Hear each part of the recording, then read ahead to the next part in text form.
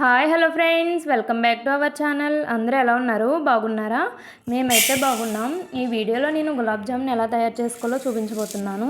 నేను ఇక్కడ 150 గ్రాముల గులాబ్ జామ్ పౌడర్ని తీసుకున్నాను. ఈ గులాబ్ జామ్ పౌడర్ అనేది మనకి మార్కెట్లో దొరుకుతుంది. ఈ 150 గ్రాముల గులాబ్ జామ్ పౌడర్కి నేను 600 గ్రాముల పంచదారని ఒక గిన్నెలోకి వేసుకొని 2.5 గ్లాసుల వాటర్ వేసుకొని స్టవ్ మీద పెట్టుకుని మంటని హై ఫ్లేమ్లో పెట్టుకొని బాగా కలుపుకుంటున్నాను. ఇది బాగా మరిగేంత వరకు స్టవ్ మీద ఉంచుకోవాలి. ఈ లోపు మనం గులాబ్ జామ్ పౌడర్ని తీసుకొని కొంచెం కొంచెం వాటర్ని యాడ్ చేసుకుంటూ బాగా కలుపుకొని చపాతీ పిండిలాగా అయ్యేలా కలుపుకోవాలి. వాటర్ అనేది చూసుకొని వేసుకొని మరీ ఎక్కువైతే జారు వచ్చేస్తుంది. ఇది ఇలా బాగా కలుపుకొని ఉండలా అయ్యేంత వరకు కలుపుకున్న తర్వాత వీటిని చిన్న చిన్న ఉండల కింద తయారు చేసుకోవాలి. ఈ 150 గ్రాముల గులాబ్ జామ్ పౌడర్కి మనకి 50 గులాబ్ జాములు అనేవి అవుతాయి.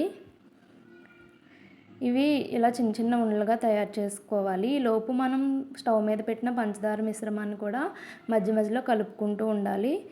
ఈ పంచదార మిశ్రమం మరుగుతున్నప్పుడు స్టవ్ ఆఫ్ చేసుకుని పక్కన పెట్టుకోండి. తర్వాత స్టవ్ ఆన్ చేసుకుని ఒక పాన్ పెట్టుకొని డీప్ ఫ్రైకి సరిపడా ఆయిల్ వేసుకోండి. ఆయిల్ బాగా హీట్ అయిన తర్వాత అందులోకి మనం ముందుగా ఉండలు చేసి పెట్టుకున్న గులాబ్ జామున్ వేసుకొని బాగా ఫ్రై చేసుకోండి. ఇవి గోల్డెన్ బ్రౌన్ వచ్చేంత వరకు ఫ్రై చేసుకున్న తర్వాత మనం పక్కన పెట్టుకున్న షుగర్ సిరప్లోకి వేసుకొని ఒక పావు గంట సేపు అలా వదిలేస్తే ఈ షుగర్ సిరప్ అనేది గులాబ్ జామున్ బాగా పీల్చుకుని బాగా మెత్తగా ఉంటాయి. అంతే, ఎంతో రుచికరమైన గులాబ్ జాములు రెడీ.